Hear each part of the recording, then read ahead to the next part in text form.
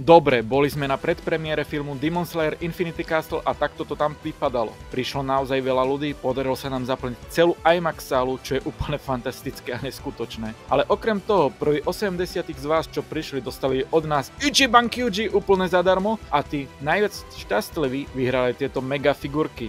Nechýbali ani super cosplayery, ktorí naozaj skvelo doplňovali atmosféru a naozaj sme mali pocit, že sme na malom festivale, za čo vám všetkým veľmi, ale že veľmi ďakujeme. Čo sa týka Gundam špecialistu, tak ten sa síce trošku moc pohrával s Tanjirovým mečikom, ale Nezuko mu to hneď vysvetlila, že to má nechať na pokoji, aj keď máme pocit, že sa mu to páčilo.